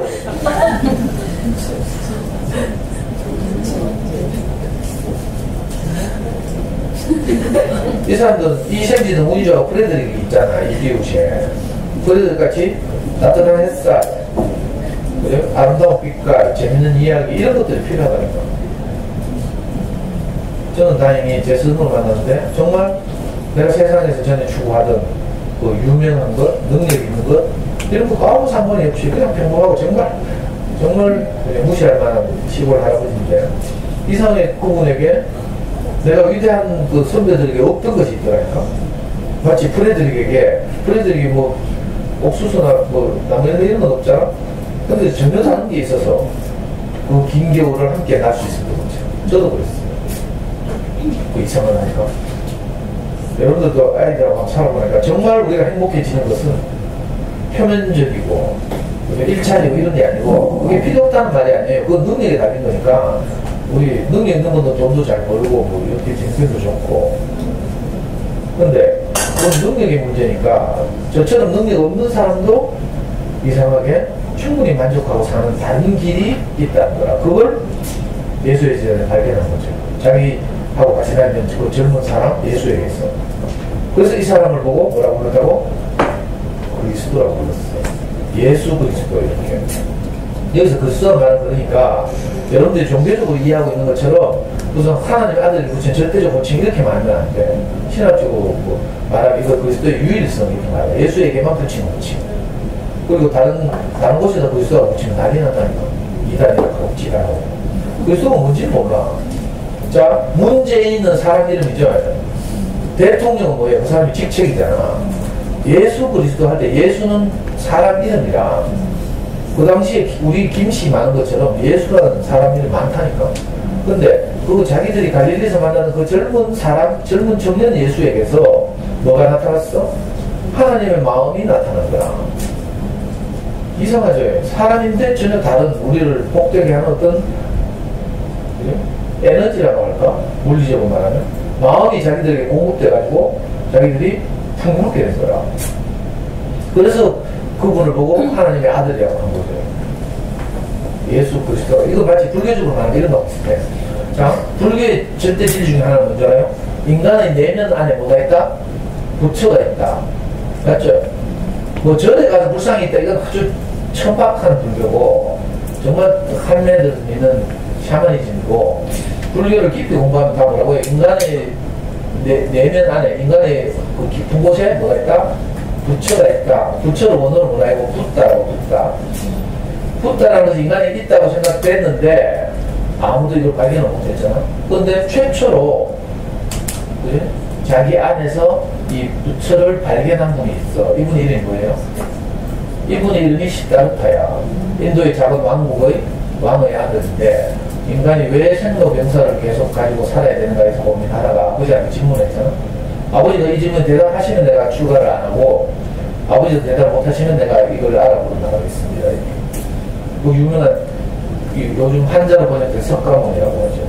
시다르타, 본명이 그 원어로 시다르타. 그러니까 자 사람 자연인 시다르타에게서 그죠? 붓다를 발견한 거죠. 무슨 말인지 알아보죠. 그러니까 부처라는 말은 어떤 개인을 말하는 게 아니고요. 어떤 분에게서 고승에게서 나타난 부처님의 마음, 해탈한 마음, 이걸 보고 부처라고 하는 붓다라고 한다. 자, 구조가 똑같죠? 예수라는 사람에게서 하나님의 마음이 나타났다. 그래서 제자들은 그 사람을 자기들이 그렇게 기다렸던 메시아라고 여기서 예수를 그리스도라고 불렀다. 이거예요. 근데 이게 이제 종교화되다 보니까 박제됐어. 예수 그리스도에. 자, 근데 저는 예수님을 만난 적이 없어요. 하나님 마음을 내가 예수를 못 만나서 모르잖아. 성경을 아무리 봐도 몰라. 가끔씩 위로되는 말도 있긴 하지만 너무 어려워. 옛날 이야기고 이스라엘 사람들의 이름이고. 근데 나는 내 스승을 통해서 이 형제들이 브레디를 통해서 따뜻한 햇살을 누린 것처럼 저는 제가 현실적으로 관념적으로 아니 현실적으로 제가 만난 스승을 통해서 어떤 마음을 만났죠. 그 마음이 나를 살렸어. 이거 어쩔 수 없어 그렇게 살았구나. 내가 아버지가 되었으니까 한 번만 더 용기를 내봐라. 나 이런 실제적인 마음을 만났다니까. 이게 제자들이 예수를 만난 거하고 똑같잖아. 아, 똑같아요? 그렇다고 제 스승을 내가 예수라고 하는 말이 아니야. 제자들이 예수를 만나 그렇게 행복했던 것처럼 나는 오늘 나만의 작은 예수를 만난 거지. 운동권에서는 전태일보고도 작은 예수라고 해. 선진적인 길을 개척했다고 해서. 그러니까 예수를 뭐 2000년 돌아가서 소급해서 2000년 돌아가서 만나고 싶겠지. 근데 우리가 2000년 돌아가서 예수를 만난다고 저 그 사람 예수인 줄 알아 몰라? 모르잖아. 예수라는 이름을 가진 사람 많다니까. 근데 그게 예수인지 아닌지 어떻게 하고 거기만 이름 써놓고 됩니까? 그렇다고 처음 보는 사람한테 민증 따버려 달라? 안 되잖아. 모른다니까. 2000년 돌아가도 소용없어. 현실 안에서 그죠? 우리가 작은 마음이라도 만나서 이상하게 내가 따뜻해지고 위로를 받는 거죠. 그럴 때 뭐라고 해? 아, 내가 그리스도를 만났다. 이렇게. 또는 내가 그리스도를 공급받았다. 이렇게. 여러분들 금요일날 오시면 거칠긴 하지만 뭐 이상한 기운을 공급받죠. 맞아요. 강의를 듣는 것 같지만 사실은 어떤 마음을 만나는 거라. 마음을 만나기 때문에 이상하게 내가 좀 달라진다니까. 사람은 언제 달라져? 마음을 만나니까. 우리 애는요, 그래서 내보고 항상 그걸 요구해. 뭘 요구하는 거야? 내게 그리스도를 요구하는 거지. 자기 마음을 평화롭게 할 뭘 말해보라는 거지. 그래서 내가 말을 하잖아요. 근데 그냥 말을 하겠어요? 마음을 말하는 거지. 말은 마음의 표현이야. 근데 그 마음은 누구에게 있어? 그 사람에게 있어. 그러니까 우리는 말을 들을 일이 아니고 말을 넘어 있는 마음을 포착하는 게 중요하고 또 그죠? 말하는 사람을 아는 게 중요해요. 성경에 이런 말이 있어요. 너희들이 선물은 좋아하면서 선물 준 사람의 마음은 모르는 거다. 이런 말이 있어요. 우리가 혜택을 좋아하면서 혜택을 베푸는 사람에게는 무관심하지 이런 거 비슷해요. 무슨 말인지 알아요? 근데 혜택을 선물을 주는 사람의 마음을 깊이 알면 내가 선물은 지금 좀 못 받아도 되고 다음에 언제든지 받을 수 있으니까. 그렇죠? 자꾸 떠든다 먹으려고. 내가 마지막, 제가 여러분들한테 마지막 말을 어쩌면, 아, 이렇게 우리가 어떤 마음을 만나는 것이구나. 마음을 만나면 이상하게 내가 회복되고 치유되고 내가 영적으로, 정신적으로 건강해지고 행복해지고 이러는구나. 이게 제 경험이다. 그러니까 관념적으로 하늘에 대고 아무리 기도해봐야 별 효과 없어. 효과 있는 듯 하다가 좀 있으면 또 사라진다. 관념이라서 그렇죠. 실제가 아니라서. 자, 이 프레드릭을 통해서 우리가 다시 한번 생각해야 되죠. 아, 우리 아이들이 꼭 환경과 조건이 나아지게 하는 것이 우리가 진짜 자녀교육입니까? 아니면 서툴지만 나를 통해서 우리 아이들에게 다른 것이 전해지는 것이 정말 우리 아이를 행복하게 하는 것입니다. 따뜻한 햇살, 아름다운 색깔, 재밌는 이야기 이런 것들이 나를 통해서 흘러간다면 아이도 살고 행복해지고 나도 얼마나 내 인생이 귀하겠어요. 저는 좀 미안한데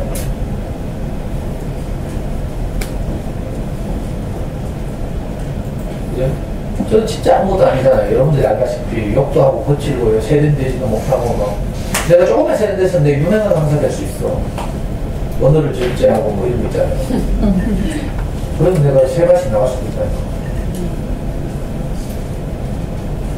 근데 안 되잖아. 선천적으로 한계가 있어, 한계가. 교양도 없죠. 근데 이상하게 이런 저를 통해서 어떤 마음이 흘러와서 흘러간다니까.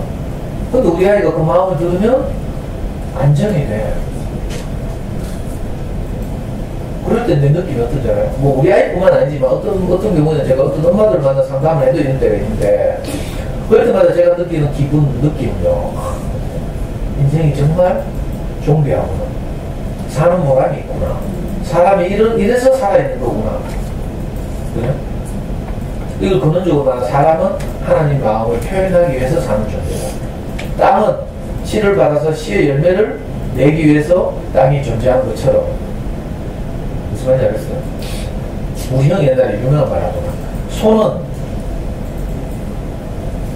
뭐더라? 여물을 먹기 위해서 존재하는 것이 아니고 밭을 가기 위해서 존재하는 것이 소다. 말 돼요? 소가 여물을 먹는 이유는 밭을 가기 위해서. 소의 그 목적이잖아요. 소가 존재하는 목적. 물론 사람 입장에서 한 거지만.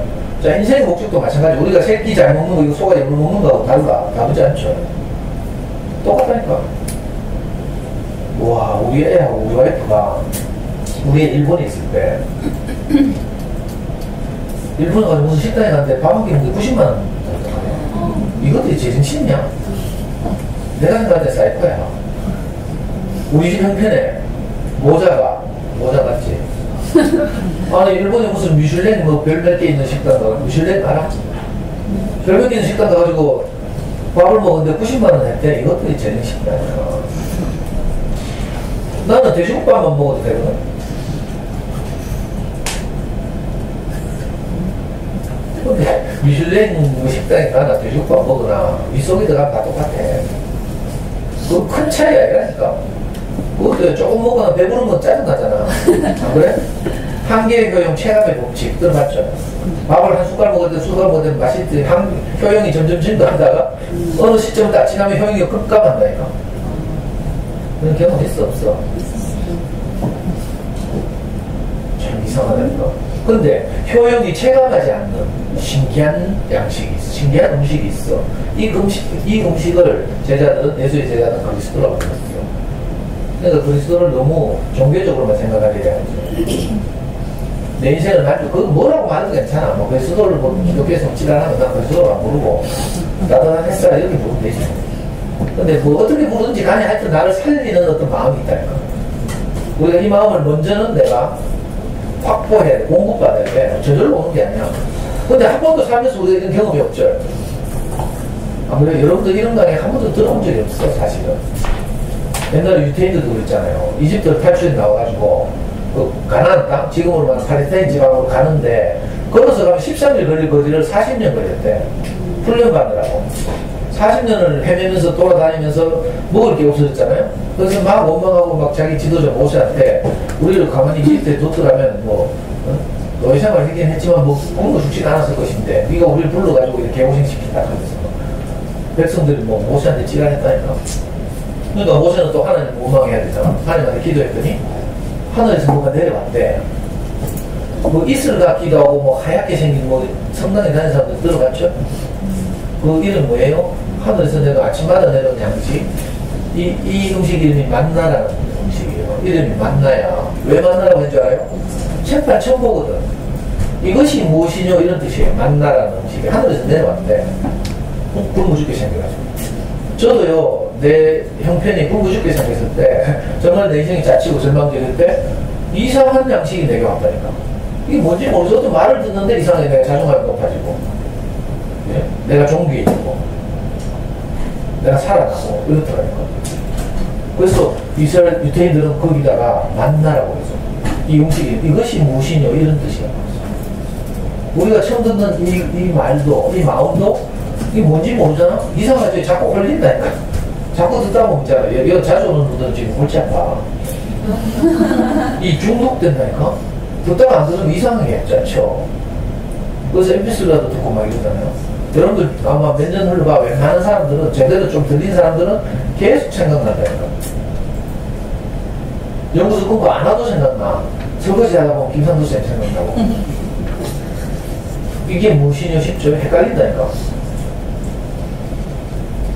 그래서 이거 만나라고 그러는데 이것이 무엇이냐. 저도 마찬가지고 여러분들도 그렇고 사실은 우리가 한 번도 경험하지 못한 어떤 양식을 우리가 매일 말을 통해서 듣고 있는 거죠. 이 말을 들으면 우리가 이상하게 충족해지고 이 내 마음이 따뜻해지고 충족되면 내가 아이들한테 가서 대하는 게 넉넉하죠. 달라. 이상하다니까. 그러니까 먼저는 어떻게 돼요? 여러분들이 배불러야 돼. 내가 했죠? 그 비행기 탔을 때 무슨 비행기 사고 안 나면 좋지만 비행기에서 무슨 사고가 나잖아? 그러면 제일 먼저 위에서 뭐 떨어지죠? 구명조끼 하고 떨어지잖아. 누가 먼저 착용해? 엄마 먼저 착용하래? 애기 먼저 착용하래? 엄마 먼저 착용하래. 왜? 엄마가 먼저 살아야 애기를 살릴 수 있어서 그래. 이 중요하게 시사하는 거죠. 우리가 아이를 키우고 싶잖아요. 잘 키우고 싶잖아요. 소중하잖아요. 그럼 먼저 어떻게 돼? 엄마가 먼저 살아야 돼. 엄마는 막 다 주고 하면서 애만 막 뭐 한다고 되는 줄 알아? 안 돼. 애는 엄마의 상태를 그대로 유전받는다. 이거 문화적 유전이라고 했죠. 물리적 유전, 진, 생물학적 유전만 하는 게 아니라 우리 삶의 태도, 가치관, 습관 이런 것까지 아이들에게 다 유전돼. 이걸 문화적 유전이라고 했어요. 먼저 우리가 행복해야 된다. 그럼 아이들은 우리를 보고 행복해져. 별 걱정 안 해도 돼. 우리 내 연구소에서 실험하고 우리 교회에서도 실험을 했지만 제 인생도 실험한 거예요. 우리 연구소에서도 실험하고 있어요. 해보니까 그렇네. 엄마는 상태가 좋아하니까 애 상태가 잘하는 거 좋아요. 뭐 별거 없어. 집에서 혼자 잘 끼려고 방방거리던 엄마하고 어쨌든 연구소를 비비는 엄마하고 애 상태가 달라져. 우리 꼬마들 와서 며칠 지내본 거 있잖아. 애들 적응하면 안 가. 집에 안 가라 한다니까. 집에 없는 양식이 여기 있거든. 이거 맨날 찌고 보고 떠들고 노는 거 있잖아요. 애들은 뭘 누리고 있어, 지금. 아까 이거 학교 안 가서 3명 있지. 막 누리고 있잖아. 삼촌 아니고, 이모를 누리고 있다니까? 모기 이모를 누리고 있는 거지. 연구소의 전체적인 분위기, 양식, 공기 이런 게 있잖아요. 자기들 판단하지 않고 이런 어떤 것을 누리고 있는 거라. 그러니까 저도 좋아가지고 저까지. 왜 확 살아나는 거잖아요. 애들이 처음에 저런 줄 알아요, 자들이? 그러니까 어떻게 돼? 아무쪼록 여러분들이 행복해져야 돼. 여러분들이 먼저 살아야 아이를 살릴 수 있어. 아무 데도 안 되더라고. 나는 공급이 없으니까 나는 좋은 말을 듣지 않으니까 우리한테 하는 말이 예전에 했죠? 저는 익하다가 갑자기 있잖아요. 헷갈려가지고 내가 우리 스승님한테 세뇌당한 거 아닌가 이 생각이 딱 들었어. 그런데 3년 동안 내가 생체 실험을 했잖아. 우리 목사님 모든 그 MP3 책, 글 이런 거 다 버리고 지우고 컴퓨터에 삭제하고 내가 3년을 실험했다니까. 그리고 그때 우리 아이들 열심히 키워서 내가 좋은 대학 보낼 거라고 잠수내를 열심히 했잖아. 내 잠수내 전성기가 우리 아이 초등학교 5학년에서 중학교 2학년 때 이때 글도 많이 쓰고 실제로 이 과정에서 그때 우리 아이가 내 학교 강의 때 늘 이야기하죠. 창의력 경진대 나가서 메달 받고, 그죠? 연계교육부 통과돼가지고 교육청 인재로 선발되고, 많은 성과를 얻었다니까. 비디오 많이 보고. 문제는 뭐예요? 공부는 점점 잘해지는데, 애한테 내가 하는 짓을 보면, 뭐래, 이 새끼야, 니 그거 하다가 아빠 꼴났는데. 이만한 거니까. 이거 내 인생은 내가 저주하는 거잖아. 그전에 뭐라고 했잖아요? 제가 늘 말씀을 듣고 살 때는, 니는 아빠처럼만 살면 된다. 내가 이렇게 말했어. 아빠 짜들 아무도 없었는데. 지금은 뭐 연구소 대표라고도 말하지. 그것도 연구소도 없었잖아. 아무것도 내가 자랑할 게 없었는데, 그래도 내가 아이한테 감사하게, 니는 아빠처럼만 살면 행복하다. 이렇게 말했어. 근데 내가 공급이 끊어지니까, 말씀을 안 듣고 교회를 안 가고 있잖아요. 아이하고 내가 둘이 찌 먹다 보니까, 나무 열매하고, 그리고 지푸라기 하고, 이게 다 떨어졌잖아. 한 3년은 버텼어, 내가. 3년 버티다 결국 다 떨어졌다. 겨울은 길지? 내가 준비한 양식은 다 떨어지지. 따뜻한 햇살과 재밌는 이야기가 필요한데, 있어야지 우리 아이한테 주지. 그 내가 밤마다 가서 하는 말이, 옛날에 어릴 때는 그림책 읽기로 하면서, 우리가 이렇게 살면 된다 하고 늘 이렇게 말했거든. 그럼 우리 아이도 행복하게 잠들고 이랬어. 근데 우리 아이 중학 2학년 돼가 이제 잠자리 가서 맨날 뭐라 하잖아. 야, 내일은 오늘처럼 하지 말고, 너 열심히 하지. 잘못하면 너도 아빠 꼴 난다니까. 아빠가 옛날에 금융고시 공부할 때 맨날 놀고 바둑이 미치고 이래가지고 서울도 못 갔잖아. 내가 맨날 이렇게 하고 갔잖아. 나중에 뒤돌아보니까 내가 소스라치게 놀라겠다. 내 입에서 나오는 것이 이것밖에 없고 양식이 다 떨어져. 여러분들도 한번 생체 실험을 해보면 그래서 간접 생체 실험을 하는 것이 방학이에요. 방학. 금요 강의가 그런다니까. 근데 참 귀하게도 이번 학기 동안 그래도 이렇게 와서 이 서툰 강의를 들어줘서 너무 감사하고, 여기 뭐 많은 분들은 또 캠프에 오신 분들이 많네. 캠프에 못 오신 분들은 하여튼 방학 잘 지내시고, 짜치면 카페 가서 지난 강의라도 들으시면 또 다룰 수 있어. 물론 현장 강의하고 좀 다르지만. 그리고 2학기 기획안은 9월 첫 금요일 8월 말쯤 되면 공부할 거예요. 그렇게 하겠습니다. 마치고 나면 바쁘신 분들 가고, 같이 이야기 나누고 소감도 나누고 이런 분들은 이제 마치고 정리해서 이 원형 사각형의 테이블을 만들어서 다시 뵙겠습니다. 자, 마치겠습니다.